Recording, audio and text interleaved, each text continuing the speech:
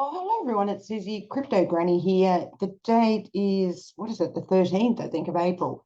Now, this is for the education side of things. What is a hard fork? A hard fork, I should say. It's the word of the day. Very, very important for people to understand what a hard fork is, because it can certainly affect the price of the coin where the hard fork is happening. And we've seen that with Ethereum, okay? So Ethereum had their Shanghai hard fork yesterday, and it probably will affect the price because it depends on whether there's a new coin or not. In Ethereum's case, there isn't, but clearly with a hard fork, it can bring out a lot of staking from the hard fork with the Beacon project. And people are saying there's probably about 300 million of Ethereum that has been unlocked from staking, and that could reduce the price of Ethereum because people may sell it on the market. And that's why Ethereum is underperforming Bitcoin. Now, I prefer Bitcoin clearly to Ethereum because even the Ethereum developers don't know how much supply there is of Ethereum, okay? Because every time there's a new ICO that went onto Ethereum, the ICO itself had to buy Ethereum and stake it on Ethereum, okay? So any changes to Ethereum obviously will affect staking and will affect the price of the coin and its trading behavior going forward if new supply of Ethereum is released from lockup and staking and placed on the open market. So what is a hard fork? We've seen this with Ethereum. We'll continue with this. Let me just get this right. Here we go. There's my disclaimer. This is education only, not advice or trading or anything like that, just education only. So what is a hard fork? A hard fork, yes, is significant. It is absolutely significant. And it's a software upgrade that results in a permanent difference to the existing blockchain network, okay? This means the new version of the software is not compatible with the previous version of the software, a bit like Excel, 4 and then Excel 10 or whatever. You have to update the software to get a new version, right? It's not compatible with the old version, and this is why we call it a hard fork, and the miners have to upload the new version, right? And the nodes running on the old software will not be able to validate blocks created by the nodes running the new software. So as simply as that, the miners, the node operators have to upload new software, okay? And often with a hard fork, there can be a new coin or a token, but in this case, Ethereum is still Ethereum, okay? And that's what happened on the 12th. So we go to the next thing.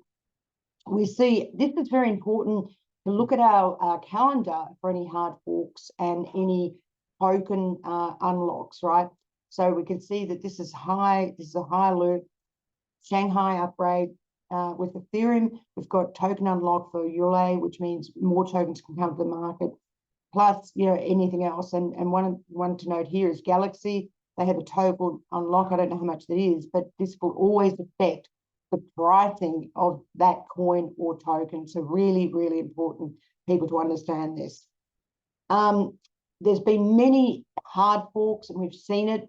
We saw it with Bitcoin in 2017, which went to two separate chains to Bitcoin Cash. And that was because the developers of each Bitcoin and Bitcoin Cash had different ideologies, okay? The developers of Bitcoin wanted to keep Bitcoin as it was, as the written paper of Satoshi Nakamoto in 2008. And it was only 1 meg of supply, and Bitcoin Cash, they wanted to go to 8 megs of supply, and the developers had a different ideology.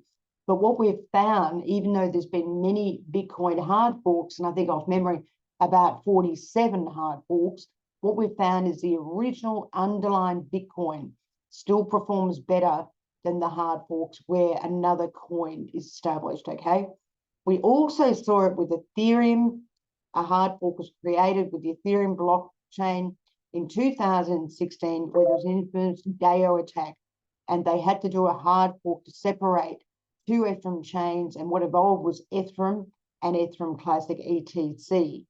So Ethereum itself is still performing better than Ethereum Classic, okay?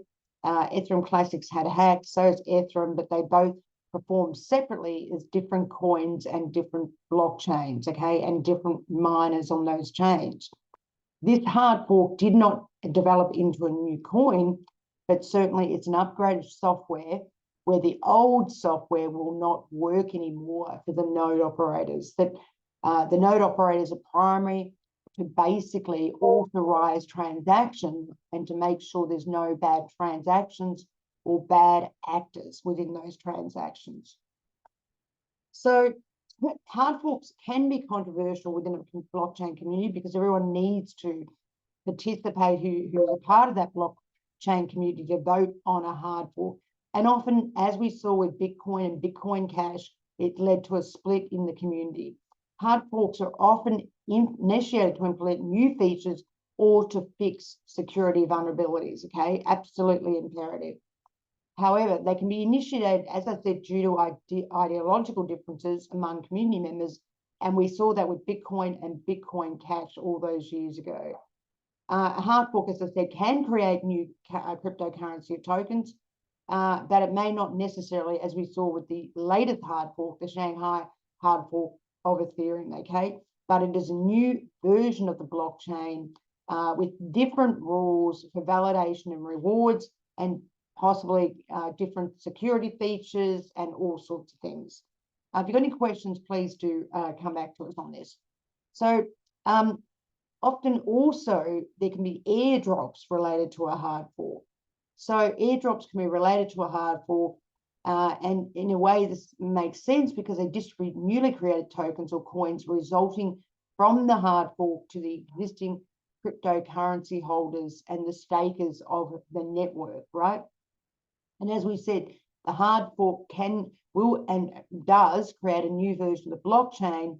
And within that blockchain, there'll be different security features or different sizes of the blocks and different ways to incentivize the stakers or the holders or the node holders that hold Ethereum, for example, within the main net, okay? People have to get paid if they're holding Ethereum within the main net, okay?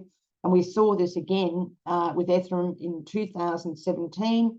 There was a 1-to-1 ratio, and we saw it also with Bitcoin Cash and Bitcoin in 2016.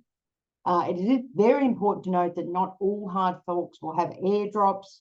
Again, this needs to be voted within the community that is a part of this hard drop. They have to vote a part of the network operators, whoever's involved within the mainnet, the old mainnet. They will have to vote whether they're going to change the currency, the cryptocurrency, to a new coin or token, or whether they're going to have airdrops. So it all needs to be voted, okay? So hard forks can all be different depending on what they are. So here's some examples of airdrops being valuable. Airdrops can be valuable, and we saw this with Uniswap.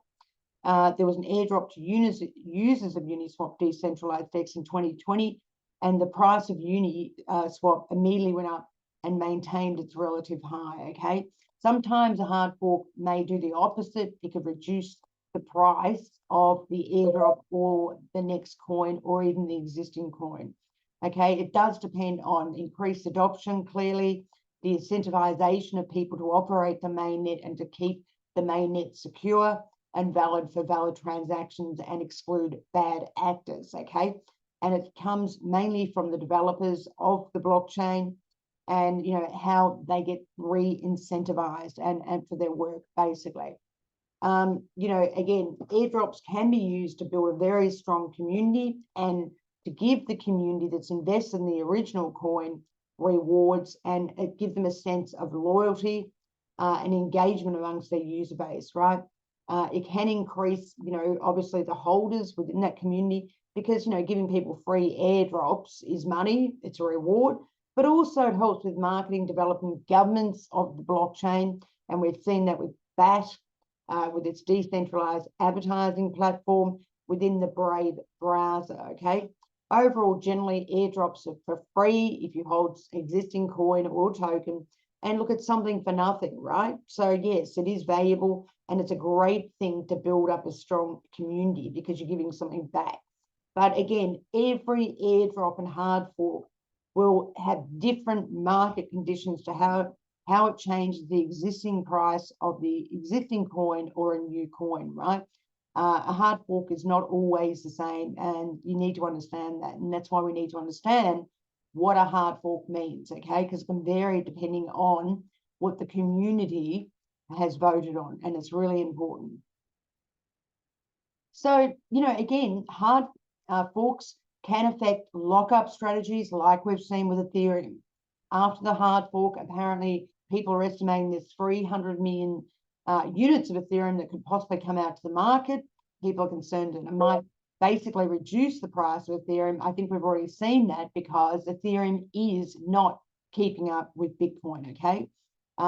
People are selling Ethereum to buy Bitcoin. So that Ethereum Bitcoin spread is going down, okay? And you don't know with these lockup strategies, again, they've got Ethereum, the vesting period is over and they can access their Ethereum and they can sell that in the open market, okay? With any staking, often there is a vested period and it's put in a smart contract, and there'll be a certain time period before they can actually, where the token is unlocked and or the coin is unlocked, and they can come to the market and sell that coin or token, okay? People like airdrops because they are something for nothing, and it basically rewards the user. Now, we've seen that with, Flare, for example, where there's quite a few airdrops which are connected to that to reward people for holding Flare. So again, hard forks can be very different. They can have lockup strategies to basically make the investors hold the coin or the token for a certain amount of time on the network, okay? Airdrop tokens are used also to prevent people from dumping coin or token. And again, you need to price all this up. Is it worth holding Flare, for 36 months and the thing doesn't perform and it's still at 3.5 cents? Or is it worth selling that to put it into something else that goes up 10% a day? You know what I'm saying?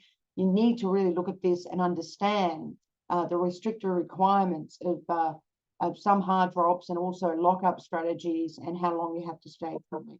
But either way, if you get an airdrop, that's just an added benefit, but it depends on the terms to how long you have to hold that airdrop.